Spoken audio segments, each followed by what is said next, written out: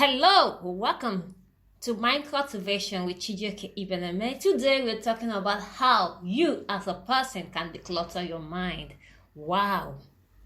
The very first thing you need to do as a person is to remove the garbages in your mind. Remove the wrong thoughts, the negative energy, worded thinking patterns from your mind so that you could have spaces to fuel in yourself.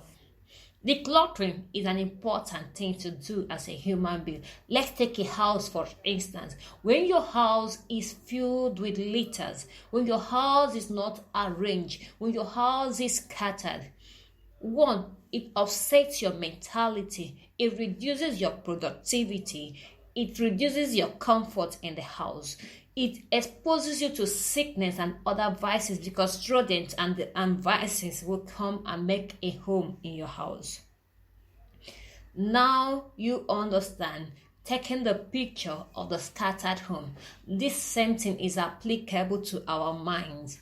When we don't take care of our minds, when we don't clean up our mind, when we don't take stock of the thoughts coming to us and the ones we are storing, we clutter our minds with unnecessary thinkings, with unnecessary word vocabulary, with unnecessary thoughts, creating the life we don't actually expect.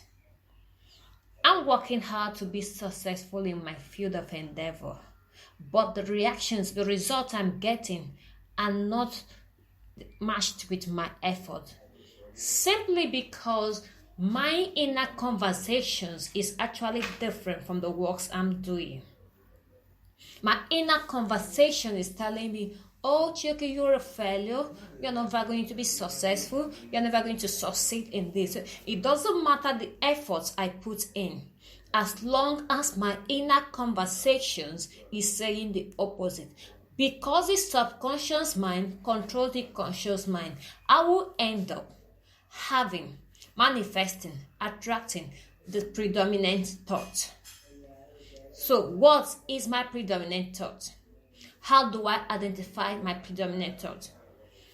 How do I know I'm actually going the right place I want to? How do I take the right steps? These and more you will learn as you follow this speech. Oh, the very first thing you know to do in decluttering your mind is to accept your present realities. Present realities means I'm actually having a challenge equating my work with my things. Paul said the things I do are not the things I want to do. The things I don't want to do are the things I do. Why? Because his inner conversation is actually different from his actions. His actions are in response to his inner conversations. So he is having a struggle in order to match the two. So in order to achieve this, we have to accept, okay, this is my present challenge. It is good to know where you are. It is good to know this is it. I am at this level at this point in time. Understanding that being truthful to yourself give you the edge, give you the capacity, enables you to do what? Take a step forward. Okay, it's time to clean house. Because I've accepted my reality. The number 2 is forgiveness. Yes, you need to forgive yourself when you come to realization that my present situations, my present economy, my present lifestyle, my present conditions comes as a result of my predominant thought. Now, you need to forgive yourself. Oh, I've been so mistakes in life. Don't be hard on yourself. Because when you're hard on yourself, you keep pressing yourself down. What do you do when you fill a tank with water that is already filled up? You have an overflow. Now, this is what we do when we keep pressing ourselves with negativity. Or we do not forgive our past, the way we behave, the way we have think, the actions we have taken, the decisions we have taken. or the decisions we fail to take. Now, I tell people, whether you fail to take a decision or you take an action, it means you've made a decision to act or not to act. So we say the decisions we have taken, also, we need to forgive ourselves. It's until we have a full forgiveness of ourselves that we can actually do what? Move ahead. The third thing you do to declutter your mind is to accept yourself. Okay, I am at this mental level. Temperamentally, we have the sanguines, we have the melancholics, we have the phlegmatics, and we have the crow. People have come to say, no, I don't have to be, don't label me based on my temperament. But you need to accept yourself so that you could be able to look at the temperamental weaknesses and then work on your temperamental strengths. So you could overcome the strengths by the weaknesses. So that you could overcome the weaknesses with the strength of the temperament. Oh, we also know that no individual has just one temperament. We are a combination of many. So self-acceptance helps you understand your present position. Self-acceptance lets you understand what area or what kind of learning are you. Are you auditory? Are you a visionary? No, all those things helps you understand. Okay, I learned pictorial. Well, pictures I see tells me more. So if I want to change my thoughts, these are things I need to do. To accept yourself releases the grip of your control. You could control yourself. You could not control your thoughts. I used to think this way. When people are depressed, and they go deeper and deeper into depression is because they don't accept that they are depressed. They feel, I am too big to be depressed. So, and the depressions keep going lower and lower until there is medically becomes a difficult issue to handle. The number 4 you do to declutter your mind is we start a mental picture of what we want. What is the future? What future do I need in 5 years' time? Where do I see myself in 10 years' time? Where do I see myself in 6 months' time? Where do I see myself in 2 years' time? A mental picture of what I want, the kind of job I want, the kind of home I want to build, the kind of family I want to raise, the kind of things I want in my possessions, the kind of words I want to control. These are things you need to have a mental picture.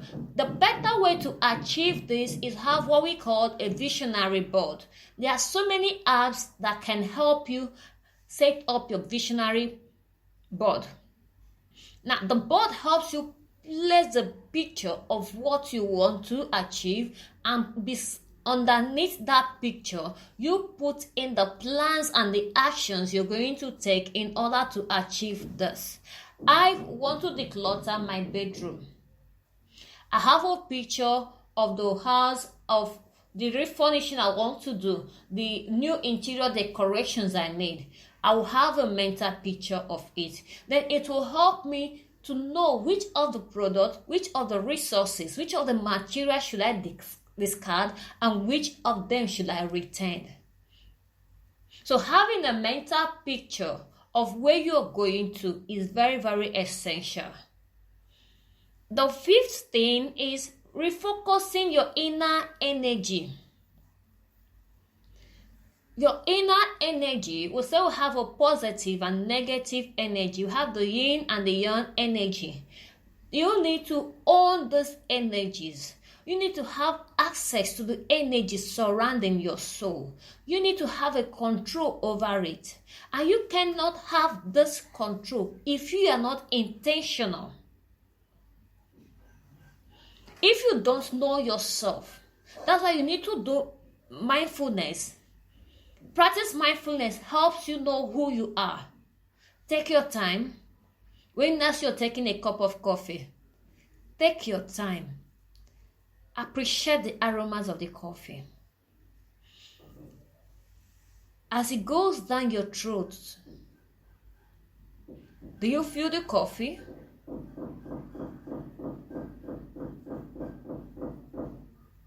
Now, over the cup of coffee, can you perceive the aroma?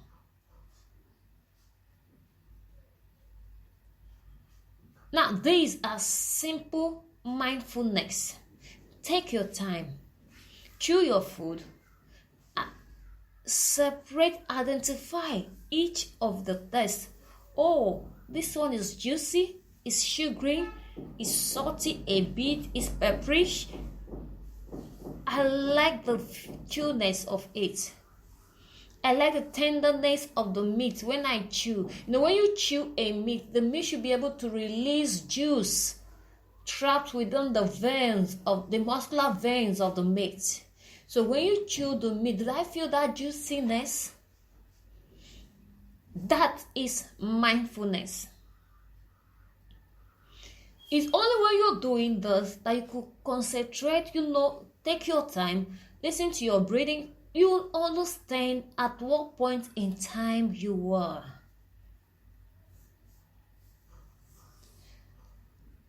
Then we have be valuable. You could ask for help. I need help. That's why you see a professional. Let help you sort out your thoughts. Mind you, all those things we are doing, we are sparking out. We are cleaning out the brain. But if you clean out your brain and clean out your mind and leave it empty, universe does not encourage vacuum. So it will become the stories of the man who has demons chased out from him. After the demons has gone around, and didn't see anywhere to house, he decided to come back to the old house. Now he's at the old house. The old house had been swept clean, empty, without an occupant. So what happened? He goes out and saw the others wandering demons, 7 that is stronger than him, and brings the demons home. Now, your worst state, your current state becomes worse than it was before because you didn't do the right thing. The right thing to decluttering is after taking out the negative energies, after taking out the negative thoughts, after taking out the negative words, when you make processes to substitute each of them with a positive mindset. Each of them with a positive words. Now you have your journal. What is my constant predominant thought? When I wake up in the morning, when you wake up in the morning, write down the thoughts in your head. Look at the thoughts you've written down, the free, uncontrolled thoughts in your head that you've written down. Ask yourself, these thoughts are seed I'm planting in my life. Do I want to grow this kind of seeds? Now, what you do as someone cleaning out your house, find the words that will replace those thoughts word by word. You're waking up in the morning and it's telling you it's going to be a bad day. That is your free thoughts. In order to take control, say, it's going to be a great day. I see sunshine. Take a breath. Enjoy the atmosphere. As you breathe and say, wow, I'm breathing in fresh air. I'm energized. I'm going to have a great day today. If your words, your predominant thought is keep telling you, I can't move forward because I don't have the strength. I don't have the ability. I don't have the capacity. You could tell yourself, I am in this position currently based on my capacity, based on the ability I had to fulfill this